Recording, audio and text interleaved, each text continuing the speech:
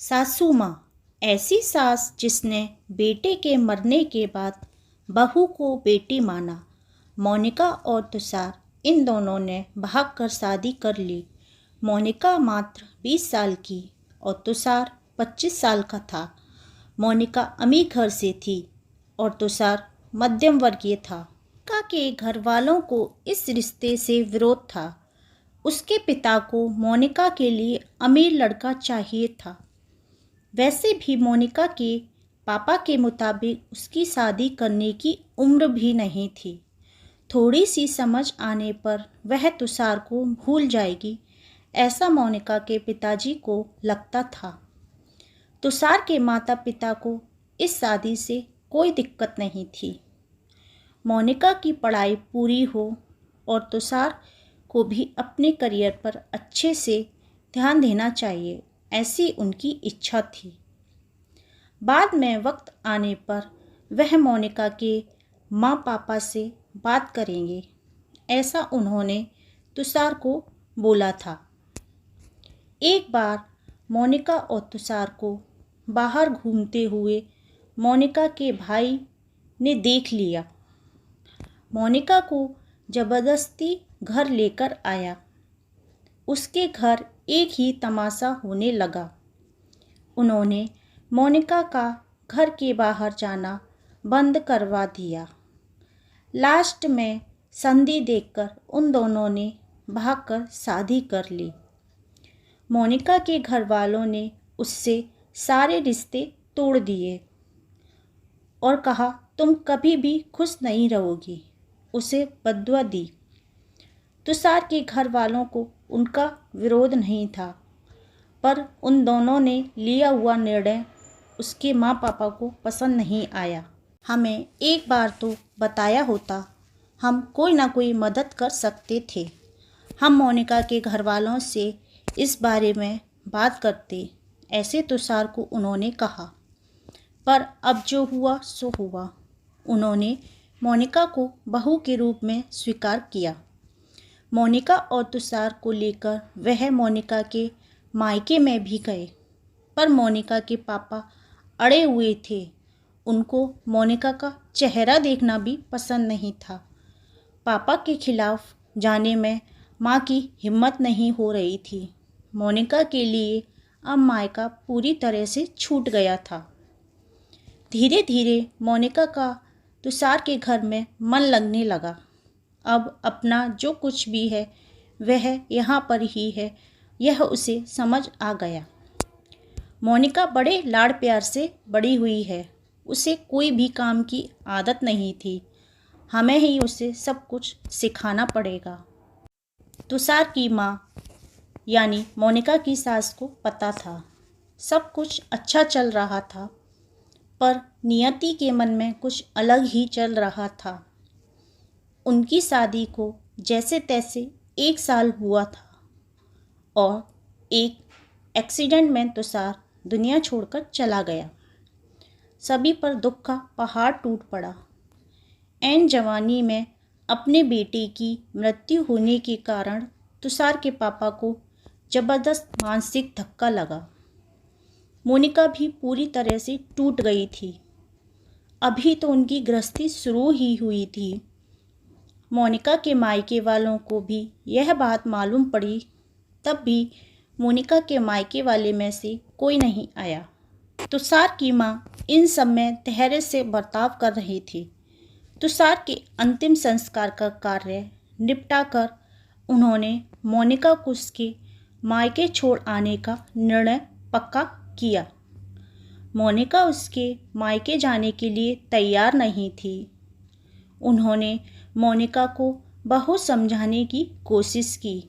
बेटी, तुम्हारे सामने पूरी ज़िंदगी पड़ी है, इसे बर्बाद मत करो।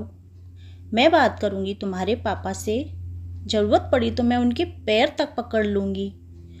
उसे समझाकर वह उसे उसके मायके लेकर गए, पर वहाँ भी उन्हें निराशा ही मिली।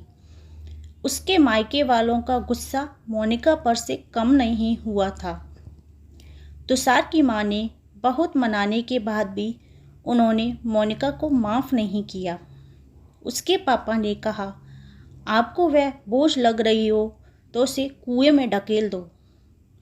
तुषार के माँ पापा मोनिका को वापस घर ले आए। मोनिका के वापस घर आने से घर के बाकी लोग भी थोड़े नाराज थे।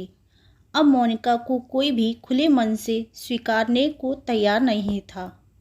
कुलच्छनी, अपशगुनी, पोते को निगल गई, अब बेटे को भी निगल जाएगी है, ऐसा बोलकर तुषार की दादी मतलब मोनिका की दादी सास उसे ताने दे रही थी। उस वक्त तुषार के पापा की तबीयत बहुत खराब हो रही थी। यह सब मोनिका को सहन नहीं हो रहा था। उसने ठान लिया कि यहाँ से दूर निकल जाना चाहिए। रात को सब सो जाने के बाद वह निकलने वाली थी, तभी उसकी सास जो जग रही थी उन्होंने मोनिका को रोका। कहाँ जा रही हो? ऐसे पूछा। माँ, मुझे जाने दीजिए, मैं अपशगुनी हूँ। मेरी ही वजह से यह सब हुआ।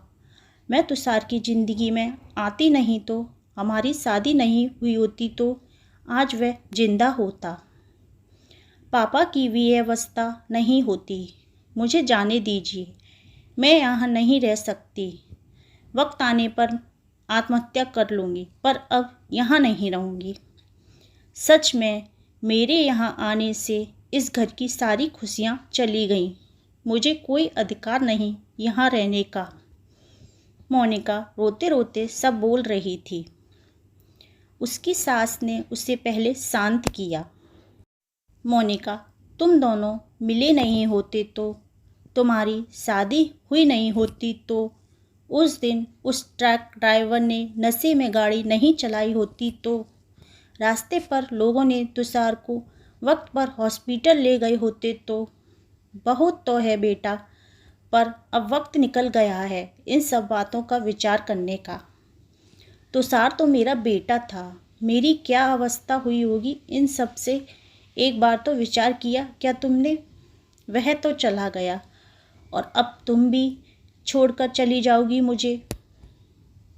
मोनिका, तुम मुझ पर बोझ थी, इसलिए मैं तुम्हें तुम्हारे मायके छोड़ने नहीं गई थी।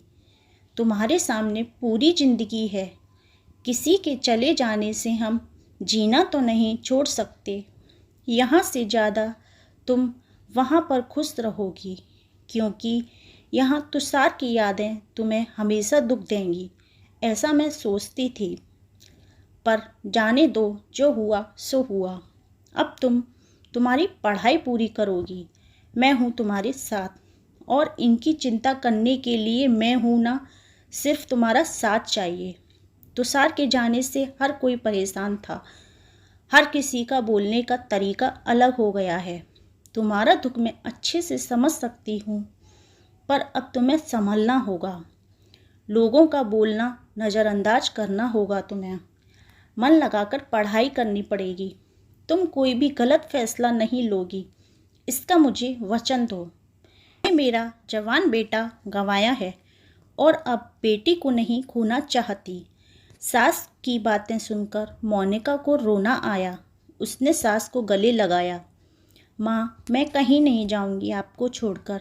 आप जैसा बोलोगी मैं वैसा ही करूंगी। मोनिका की सास भी मन भर के रोई। आज पहली बार उनका दुख फूट फूट कर बाहर आया था। आगे मोनिका ने मन लगाकर पढ़ाई की। बहू नहीं, वह उस घर की बेटी बनी। बहुत सारे ताने, बुरी बातें सुनी उसने। हर एक राह पर उसकी सास उसके साथ थी। वो दोनों एक दूसरे की ताकत बनी।